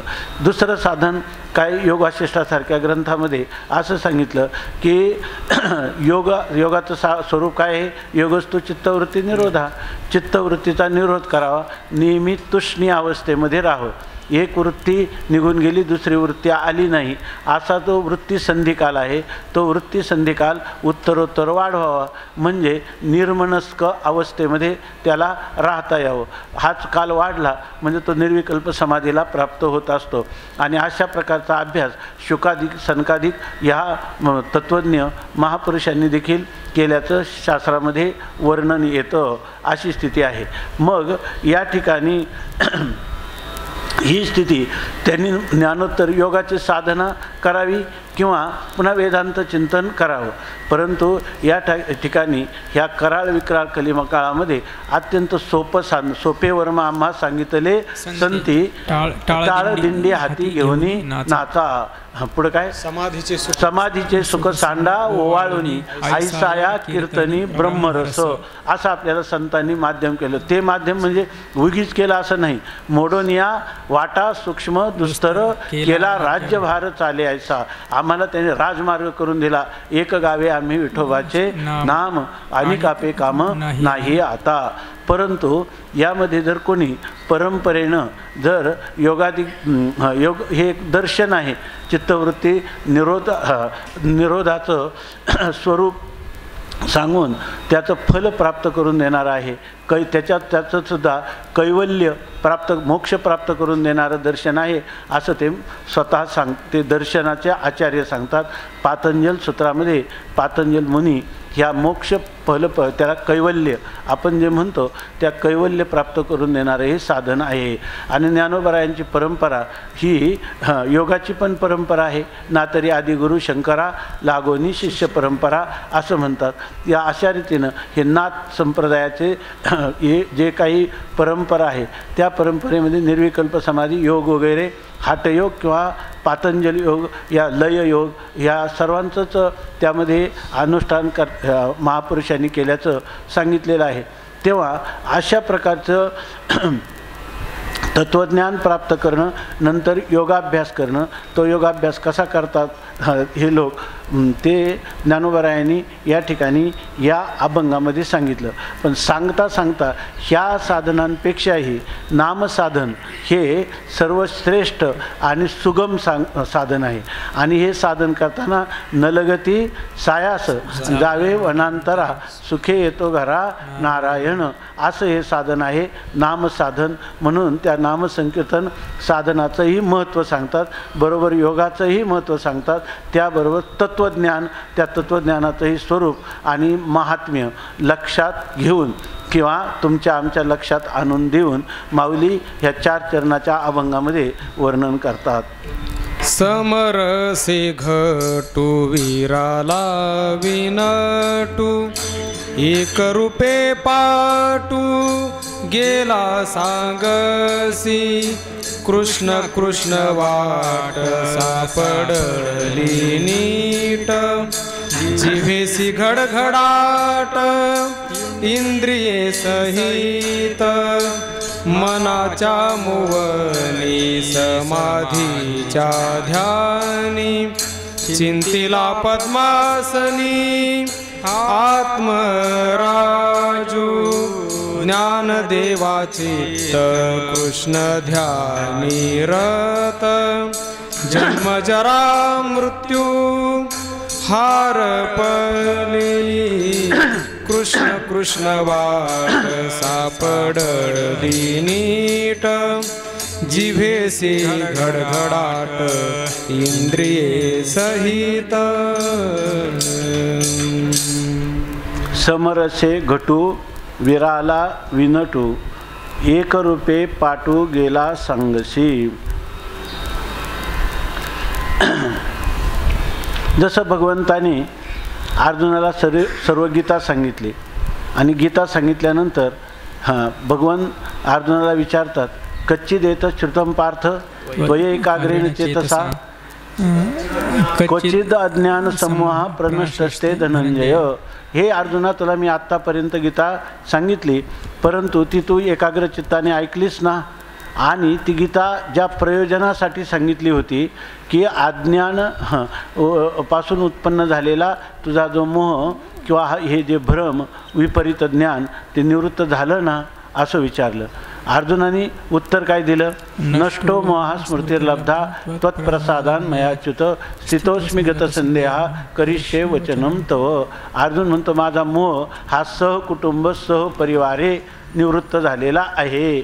म्हणजे तुमचा अभिप्रेत असणारं जे मनोगत, ते मनोगत मी परिपूर्ण जाणून त्याप्रमाणे अनुभूती आपल्या कृपेने मला आलेली आहे. आता या पुढच्या जीवनात करिष्ये वचनम तव, तुम्ही जे सांगाल ते मी करील, असं अर्जुनाने उत्तर दिलं. भगवंतालाही त्याचं अत्यंत समाधान वाटलं. अशी ह्या गुरु शिष्य परंपरेमध्ये गुरु जे असतात ते इतके दयाघन असतात. नाना प्रकारांनी श्रुतिवाक्य, अनेक प्रकारचे दृष्टांत उपपत्ती आणि आपला अनुभव त्याच्या हृदयामध्ये त्याला जोपर्यंत परिपूर्ण समाधान शांती प्राप्त होत नाही, तो जोपर्यंत ब्रह्मस्वरूपात स्थिर होत नाही, तोपर्यंत त्याला नाना प्रकाराने जणू काही आपणच स्वतः बद्ध आहोत असं समजून इतक्या कळवळीनं त्याला पुन्हा पुन्हा सांगत असतात.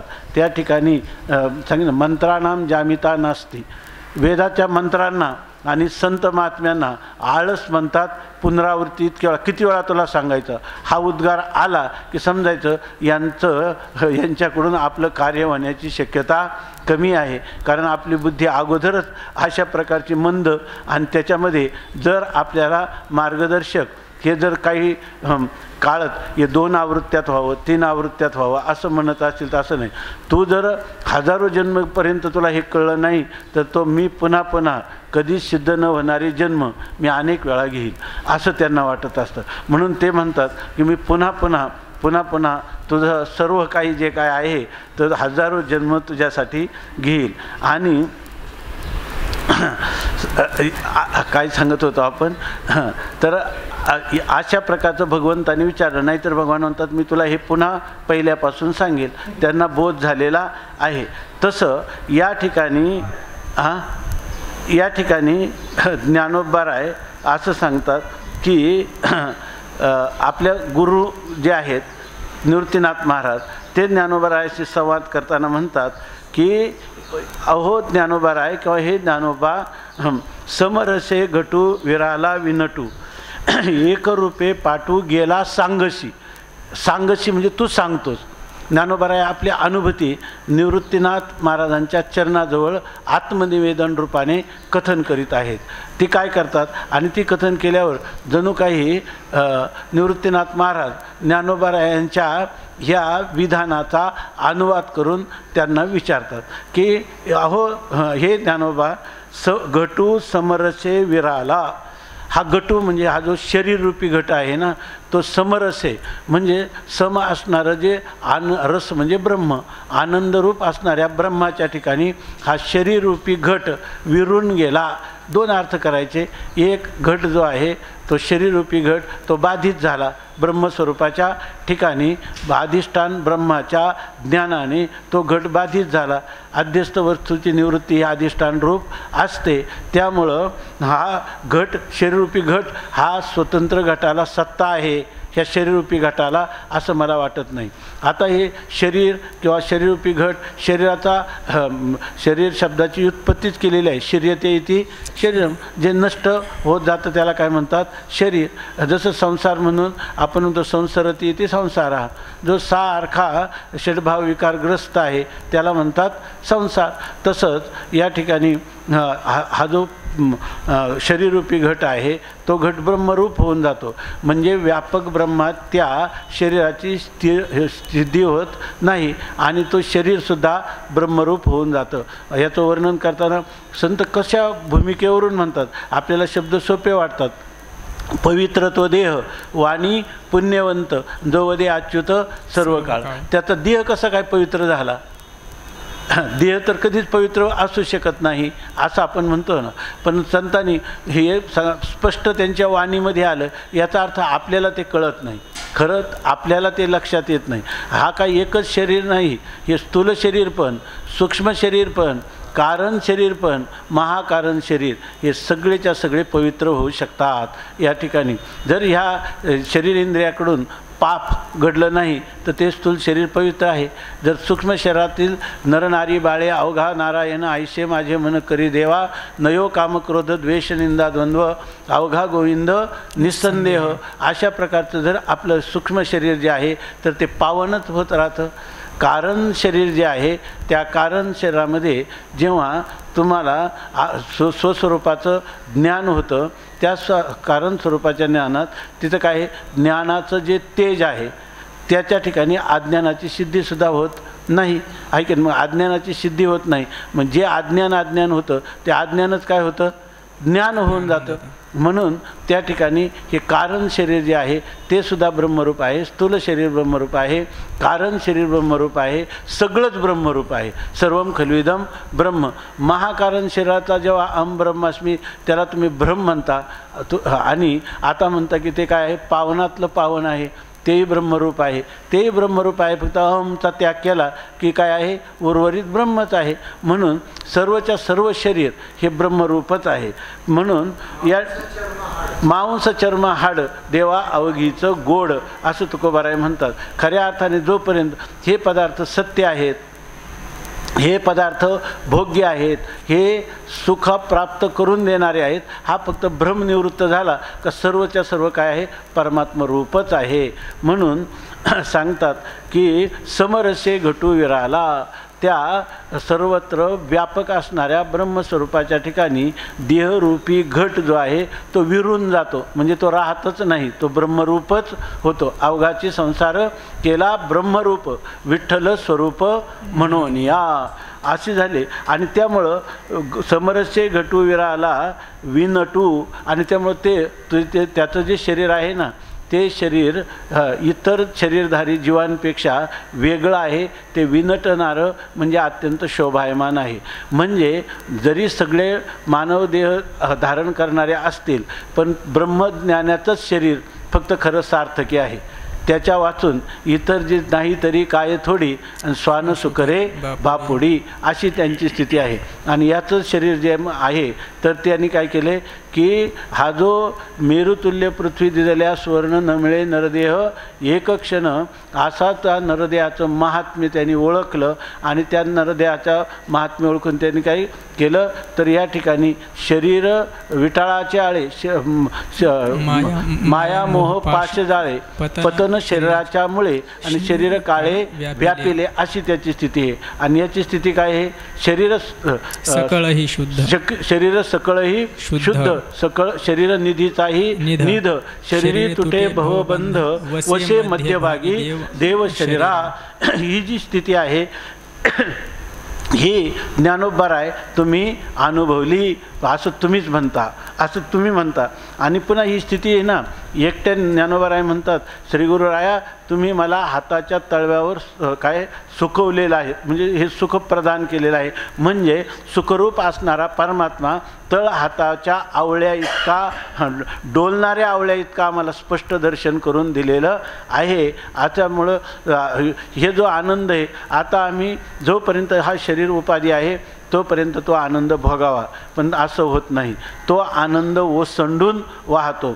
आणि तो आनंद ओसंडून वाहताना केवळ आपलाच आनंदाचा विकास होतो, विस्तार होतो असं नाही, तर आम्हाला इतर जे जीवजंतू आहेत त्यांनी सर्वांनी किंबहुना सर्व सुखी पूर्ण होनी तिन्ही लोकी भजिजो आदिपुरुषी अखंडित, अशा प्रकारचं ही आमची तळमळ राहते. आणि म्हणून म्हणतात का एक रूपे पाटू गेला सांगची. आणि हाच आनंद काय झाला?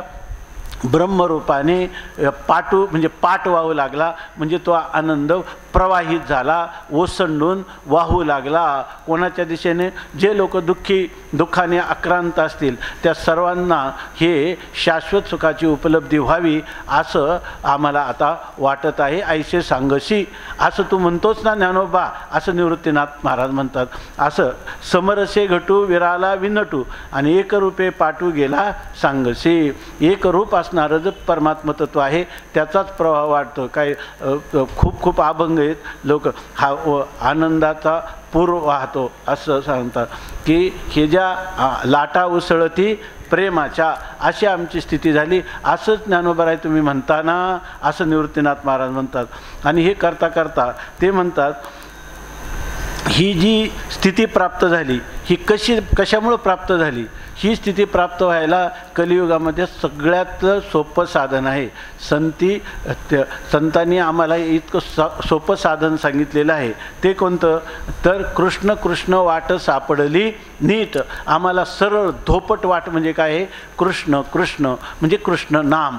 हे कृष्ण नाम ही आम्हाला सरळ वाट सांगितली. आणि संतांनी सांगितलं तुका म्हणे तुम्ही चला याची वाटे, आणि त्या वाटेने आम्ही चालू लागलो.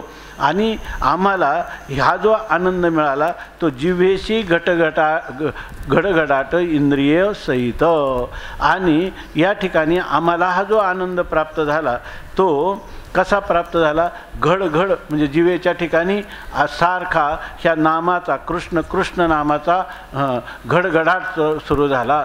आणि हे कृष्ण कृष्ण नाम हे फक्त आमच्या वाणीतच राहिलं नाही, घडघडीत जिवेशी घडघडाट इंद्रिय सहित, सगळ्याच इंद्रियांसहित या कृष्ण नामाने मन वेधलं. आपण कालच चिंतन केलं की माझ्या इंद्रियांमध्ये भांडण लागलं, माझ्या इंद्रियांची लागले भांडण म्हणतील कान रसना झाली. पुढचं आहे का चरण लक्षात?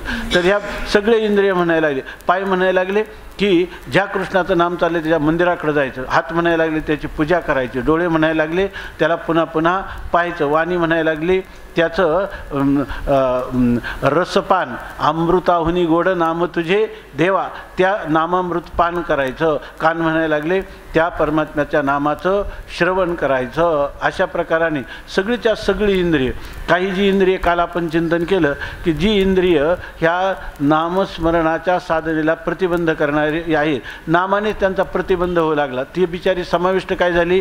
ती निरोध रूपाने समाविष्ट झाली आणि ही कृती रूपाने समाविष्ट झाली. पण सगळीच इंद्रिय जी आहे त्या सगळ्या इंद्रियांचं धाव ही परमात्म्याच्या दिशेने झाली. म्हणून म्हणतात जिव्हेशी घडघडाट इंद्रिय, इंद्रियासहित ह्या जिव्हेला घडघड म्हणजे सारखा प्रवाह जो आहे तर नाम काय? नाम चालेला प्रेम चालेला प्रवाह, नाम ओघ लवला हो, अशी स्थिती प्राप्त झाली. आता मनाच्या मोहनी समाधीच्या झानी चिंतेला पद्मासनी आत्मराजू. या ठिकाणी योग साधना जी आहे ती अष्टांग योगाची, त्याचंही परंपरेने आलेलं सर्व अनुभूती किंवा ज्ञान ज्ञानोबरायांना गुरुकृपेने प्राप्तच आहे. ते या चरणामध्ये सांगतात की मनाच्या मोवनी.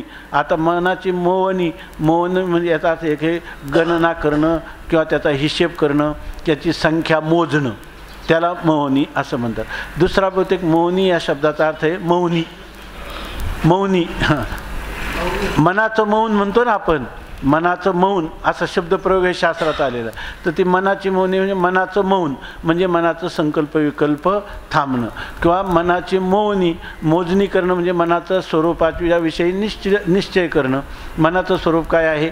मनाचं स्वरूप मन हे आत्मस्वरूपाच्या ठिकाणी झालेली एक कल्पना आहे. वाया मन हे नाव एरवी कल्पनाची सावेव, जेणे संगे जीवदशा वस्तू, ही खरी त्या मनाची मोहनी आहे. किंवा मनाचं मौन म्हणजे मनाचा मनपणा काढून उन्मन भावाला प्राप्त होणं. म्हणून म्हणतात मनाच्या मौनी. मनाचं हे मौन्य जेव्हा कळेल किंवा मनाचं स्वरूप जेव्हा कळेल तेव्हा समाधीच्या ध्यानी, त्यावेळेला त्याला हे जी अष्टांग योगातले ज्या साधना आहेत कोणत्या? यम, नियम, आसन, प्राणायाम, धारणा, ध्यान आणि समाधी, अशा प्रकारच्या स्थिती आहे. ती पण आम्हाला श्रीगुरूंनी सांगितलेले आहे योग साधना. आणि ते मनाच्या मोहनी समाधीच्या ध्यानी निर्विकल्प समाधी प्राप्त व्हावा म्हणून आम्ही समाधीसाठी जे ध्यान केलं आणि ते ध्यान करत असताना आम्ही कसलं चिंतन केलं. आता त्या ठिकाणी माऊली सांगतात, चिंतेला पद्मासनी आत्मराजू. आम्ही पद्मासन घालून बसलो, एका गुडघ्यावर दुसरा पाय आणि दुसऱ्या गुडघ्यावर म्हणजे डाव्या गुडघ्यावर उजवा आणि उजव्या गुडघ्यावर दुसरा पाय पूर्णपणे उपडा दिसेल अशा प्रकारचं जे काय पद्मासन आहे ते पद्मासन घातलं. आणि मग आम्ही चांगदेवासारखं चांगदेव योग्यासारखं कोणतं चिंतन केलं. चिंतेला पद्मासनी आत्मराज. आत्मराज राजृ धातू आत्मतेज किंवा तेजोरूप आत्मा, ज्ञानरूप आत्मा, त्या संविदरूप असणाऱ्या प्रत्येक आत्म्याचं आम्ही चिंतन केलं असं सांगतात. आणि ज्ञानोबायानं म्हणणे तुम्ही जे हे सगळं सांगितलं हे तुम्हाला असं तो म्हणतोच की ह्या अनुभूतीचं वर्णन करतोच, परंतु तुम्हाला कशाचा बरं उपयोग झाला. तर ज्ञानोबाराय सांगतात, ज्ञानदेवा चित्त कृष्ण ध्यानी रत. की तुमच्याच कृपेने मी ही अष्टांग योग जी आहेत ना, तर माझं तर लोकांनाही सांगणं आहे आणि अनुभवाने सांगणं आहे. म्हणतात काय, अष्टांग योगे नशी निजे यम नियम निरोध न किजे राया. वाचा गीत गाईजे वाचा गीत गाईजे गाता वाता श्रवणी ऐकिजे राया. गीता छंदे अंग डोलीजे लीला विनोदे संसार तरीजे राया. ह्या अभंगाची आपण अनेक वेळा पुनरावृत्ती केली, पण हा अभंग आपल्या जीवनात दीपस्तंभासारखा मार्गदर्शक आहे. शेवटी तर ज्ञानोबाराय म्हणतात काय, बाप रखुमा देवरू विठ्ठलू नामे जोडीजे हा उपायो किजे राया. की जरी सगळी साधनं करू नका, पण कोणतं साधन करा, भगवंताचं नामस्मरण करा आणि नाम ह्या साधनाने विठ्ठलू जोडीजे. निश्चित तुम्हाला श्री विठ्ठल परमात्म्याची प्राप्ती होईल. तीच गोष्ट ज्ञानोबाराय निवृत्तीनाथ महाराजांना आत्मनिवेदन रूपाने आपली स्वानुभूती प्रगट करत आहेत शब्दाच्या द्वारा की ज्ञानदेवा चित्त कृष्ण ध्यानी रत. माझं चित्त मात्र त्या कृष्ण परमात्म्याचा सावळे सुंदर रूप मनोहर राहो निरंतर हृदयी माझ्या. मी मात्र माझ्या हृदयात त्याच परमात्म्याचं ध्यान केलं. आणि ते ध्यान करत असताना ध्यानी रत म्हणजे रममान झालो. म्हणजे जो आवडीचा विषय आहे, परमप्रेमाचा विषय आहे, त्याच्यामध्ये मरण देखील आलं तरी त्याला तो सोडत नाही. मरणसुद्धा अंगीकार करण्याला तयार होतो. त्याला म्हणायचं ती रममान झाली. परपुरुषाचे सुख भोगे तरी उतरवणी करी घ्यावे शीस. संसार आगी आपुलेने हाते लावणी मागुते पाहू नये. तुका म्हणे व्हावे तया परी धीट पतंग हा नीट दीपासोई. कारण पतंग हा त्या रूपावर लुब्ध झालेला आहे, त्याच्यामध्ये रममान झालेला आहे. ती स्त्री परपुरुषामध्ये कुलटाश्री ही रत झालेली आहे, पतंग दिव्यामध्ये रत झालेला आहे. त्या प्रकारे ज्ञानदेवा चित्त कृष्ण ध्यानी रत. श्रीकृष्ण परमात्म्याच्या ध्यानामध्ये आमचं मन हे रममान झालेलं आहे. आणि त्यामुळं त्याचं फल काय मिळालं. जे अष्टांग योगाचं साधन करणारे किंवा तत्त्वज्ञान संपादन करणाऱ्या पुरुषांना जे फल प्राप्त होतं तेच फल आम्हाला नामाचे निबळे संसार तरीजे रया. या नामाच्या बळाने आम्ही हा संसार सागर सहजच नामाची सांगड बांधून सहजच तरुण गेलो. तीच गोष्ट सांगतात, जन्म जरा मृत्यू हरपली. आमचं जन्म जरा म्हणजे जे सगळे लोक आहे ना, जन्म मृत्यू जरा व्याधी दुःख दोषानु दर्शनम. पण आम्ही जेव्हा या परमात्म्याच्या नामस्मरणाच्या रंगामध्ये रंगून गेलो तेव्हा आम्हाला हा जन्म जरा वार्धक्य आणि मृत्यू याचं उपलक्षण घ्यायचं सर्वच प्रकारचे अनर्थ. आणि त्या सर्वच प्रकारच्या अनर्थातून आमची मुक्तता झाली. म्हणून जन्म मृत्यू जरा हरपली. ते जणू काही नष्टच झाले. नष्ट झाले म्हणजे या शरीराला आले नाही का. ते ज्ञानी पुरुष असो भक्त असो त्याचं शरीर पडत नाही का, त्याला वार्धक्य येत नाही का, त्याचा जन्म झाला नाही का, त्याचा मृत्यू होणार नाही का. हे सगळं जरी आपल्याला दिसत असले तरी हे सगळे अनात्म पदार्थांचे आहेत. येथ आत्मा तो आत्मा ह्याच्या ठाई देखीजे देचा धर्म देई आयशे देखीजे ते पाही आन हाती. अशा प्रकारे तो आपल्या आत्मस्वरूपात रममान झाल्यामुळं अनात्म पदार्थाचे धर्म ह्या नामभक्तीच्या सामर्थ्याने त्याला कधीच माझे वाटत नाही अशा प्रकारचं दृढ अपरोक्ष तत्त्वज्ञ स्वरूपाला प्राप्त झालेला हा पुरुष आहे. म्हणून ज्ञानोबाराय म्हणतात, ज्ञानदेवा चित्ती कृष्ण ध्यानी रत जन्म जरा मृत्यू हारपली. हा असो आपला नियोजित वेळ समाप्त झाला. आपण या अभंगाचं यथाशक्ती यथामती विचार करण्याचा प्रयत्न केला. ही शब्दकुसुमांजली ज्ञानोबारायांच्या चरणी समर्पण करून आजच्या चिंतनाला आपण विराम देऊ. पुंडलिक वरदा हरी विठ्ठल श्री ज्ञानदेव तुकाराम मौली ज्ञानेश्वर महाराज की जय. ज्ञानदेव तुकाराम ज्ञानदेव तुकाराम ज्ञानदेव तुकाराम ज्ञानदेव तुकाराम ज्ञानदेव तुकाराम ज्ञानदेव तुकाराम ज्ञानदेव तुकाराम ज्ञानदेव तुकाराम ज्ञानदेव तुकाराम ज्ञानदेव तुकाराम ज्ञानदेव तुकाराम ज्ञानदेव तुकाराम तुकाराम तुकाराम तुकाराम तुकाराम. पुंडलिक वरदा हरी विठ्ठल श्री ज्ञानदेव तुकाराम माऊली ज्ञानेश्वर महाराज की जय.